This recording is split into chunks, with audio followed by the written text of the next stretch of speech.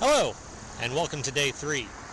I've stopped here along the interstate at this roadside picnic area designed after a 1970s Six Flags pavilion to give you the day in review.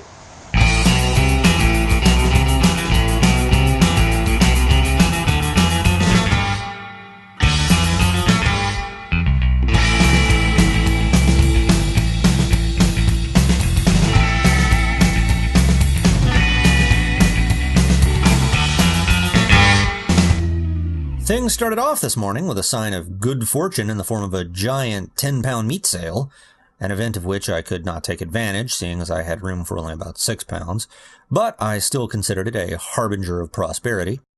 I then happened by chance upon an abandoned and burned-out school featuring a basement-turned-frog-filled marsh and a fantastically photogenic pile of charred and warped metal desks. What remained undemolished had been renamed the Old School Cafe, or the Olé School Cafe, I couldn't tell, though it was hard to determine if the eatery had yet to open or had already failed. As a burgeoning fan of urban exploration, I was eager to find out, but a peek through the windows revealed nothing of interest.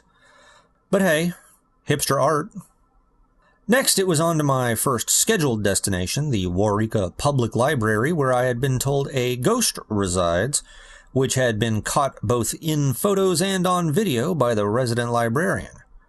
Unfortunately, I found out on arrival that said librarian no longer works there, but I was directed a few blocks away to the local cafe which she owned, and was able to spend an hour or so chatting with her about her time among the supernatural.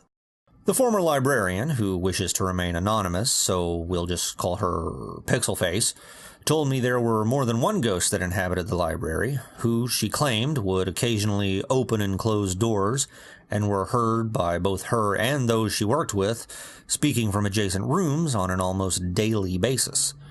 The most notorious spirit among them, I was told, had a tendency to get upset and toss books from the shelves. Pixelface told me she caught this book-throwing activity on video once, and repeatedly promised to send me a copy after I returned home, screenshots from which I planned to include in Weird, Oklahoma, but despite numerous requests, said material never surfaced. I went back to take some pictures in the library myself, but didn't catch anything unusual. I also kept my voice recorder going the whole time, quietly asking the ghosts questions.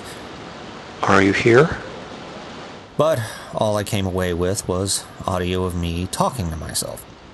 Is anybody here? This should have come as no surprise, since Pixelface told me she had the library blessed by a shaman before she left a few months ago, and miraculously, no one's reported any activity since. Or it could have been the portrait of Chuck Norris that ran them all out, nobody's sure. Seriously, there's a portrait of Chuck Norris in the library. However, as I was taking some unrelated pictures of the caboose that was outside, Pixelface called me on my cell phone with unexpected news. Hello? She told me that the ghosts had apparently followed her to the restaurant, and that our conversation had, with great coincidence, stirred things up again. My cart over by my buffet just starts shaking really bad. Shortly after I had left, she purportedly witnessed lamps swinging while the entire buffet table began to shake violently.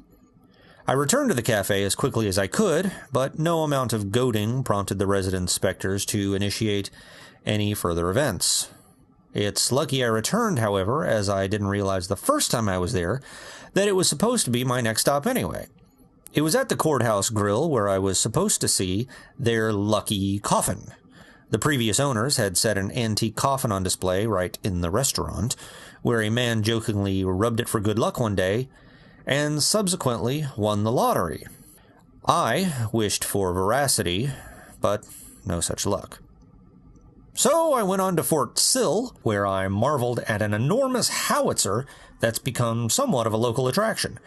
It was activated in 1953 as part of a series of tests with the pornographically suggestive codename Upshot Knothole. Designated the M65, it measures 84 feet in length, fired 280mm shells, and had a range of 20 miles. Oh, and did I mention it was nuclear?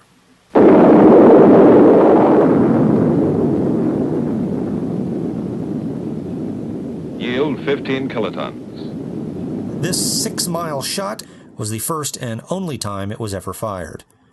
The gun was nicknamed Atomic Annie. And this is also where I had the bejesus scared out of me by this.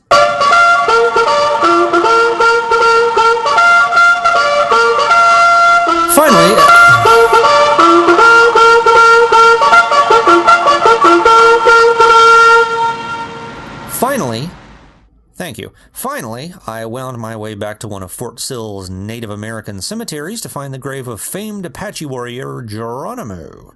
According to legend, Geronimo's skull, along with several more of his bones, were stolen sometime in 1918 and now reside in the secret headquarters of Yale's infamous Skull and Bone Society. More research on that was forthcoming. But now, I'm on my way into Oklahoma City to get a motel and figure out what's in store for tomorrow.